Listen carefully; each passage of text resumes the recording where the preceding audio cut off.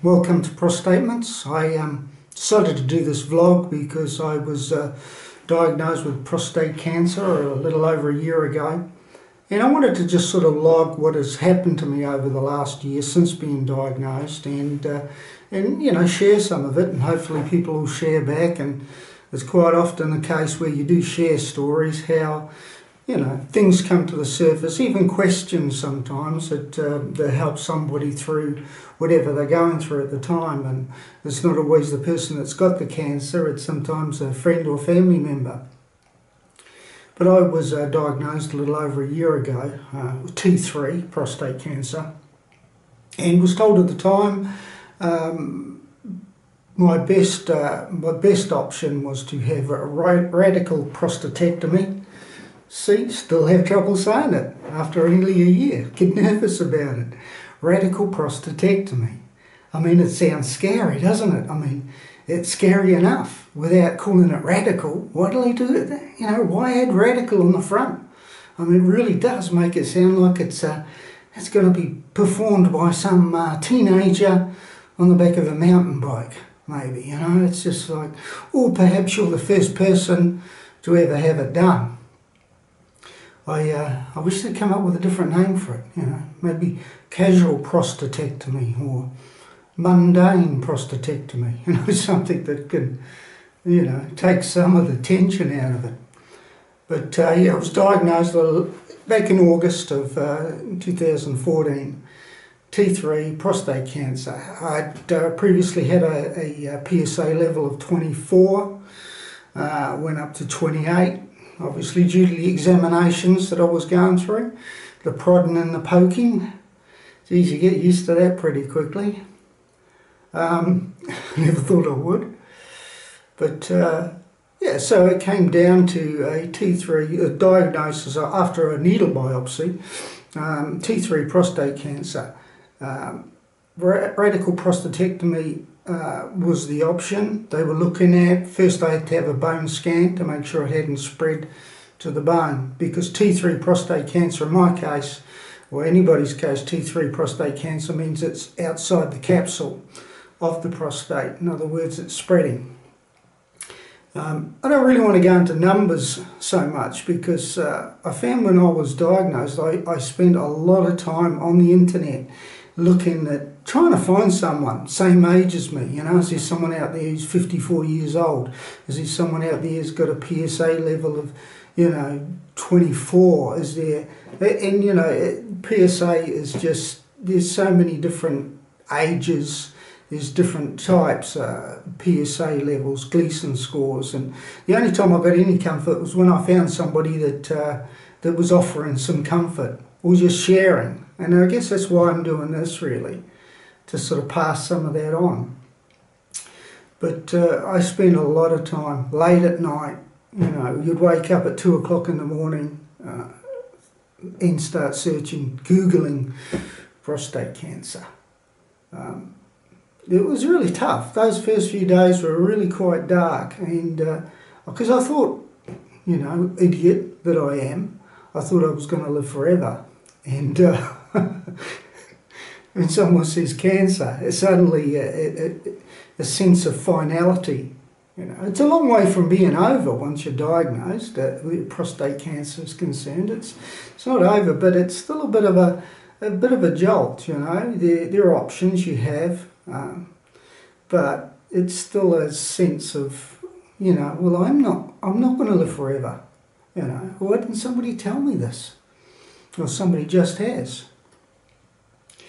But I remember probably my overall reaction, I guess, for those first 3 days was feeling angry. I was feeling angry because I was thinking to myself, well, why me? Why has this happened to me? And I had in the back of my head, I had this little picture of all my bodily organs sitting down for a toolbox meeting to discuss the whole matter. I mean, obviously the brain wouldn't be invited, because the brain's part of management, he wouldn't be there. But you know, the heart would probably be the one leading this discussion. You know, telling everybody else in the body that the prostate's going. He's going, and there'll be some. Yeah, you know, what are the other organs? I don't know. Maybe the spleen would get up and go, "That's crazy. That's why they're getting rid." He's one of the hardest working organs in this body. You know, works harder than the twins even, and there's only one of him. And then you probably have someone going, "Hey, what about the bloody appendix? The appendix, he doesn't do anything. How come he's not going?" Yeah. So a weird organ, isn't it, the appendix? I mean, we know it's there, but we really don't know what it does. Lazy bloody thing. It's sort of like that council worker, you know, that council worker that you know, you know they're there somewhere because they're stopping the bloody traffic. You know they're there somewhere, but you never see them. And I think one of the reasons for that is quite often nowadays, with the health and safety issues, the council workers wear the high visibility clothing, and often the high visibility clothing is the same colour as the road cones. So unless you see the council worker move, you know, you're just not going to see them. But you know, I'm getting off subject. So I spent like 3 days probably just sort of like wanting to spend some time by myself. You know, obviously family members were upset, but I was trying to get it straight in my own head. There was a sense of anger and the tension was there, obviously a lot of tension. I then had a moment, or my wife and I had a moment, which sort of pushed it back for the first time, and that was, and it's not incredibly funny, but about 3 days after, my wife and I went to a local shopping mall, and we're looking for a car park. My wife's entitled to a disability car park because she has rheumatoid arthritis. She doesn't always use it because rheumatoid is one of those things where it flares up from time to time. When it flares up, she'll use one then. Otherwise, she'll let other people who feel like they need it to park there. But we was looking for a car park, having problems finding a car park. I spotted one right outside the door, but it was a disability car park. I said to my wife, "Let's park in there, let's park in there." And my wife went, "No, it's okay, I'm feeling better today." I went, "I'm not, I've got cancer." Now, I mean, I know that's not funny, but for us, the tension was so high that we both thought it was hilarious, you know. And that was the first moment I got when a bit of humour pushed back that tension for the first time. You know, it rolled back in again, maybe not quite so far, but it rolled back in a little bit. And but that first bit of tension was the bit that sort of helped me just for a moment see a bit more wood for the trees, and more of those came along as time went by. The tension got pushed back further.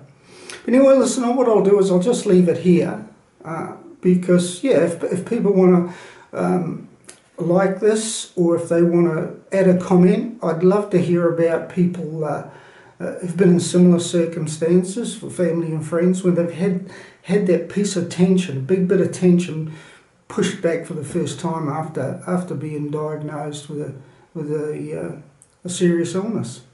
But yeah, that's good. Thank you very much.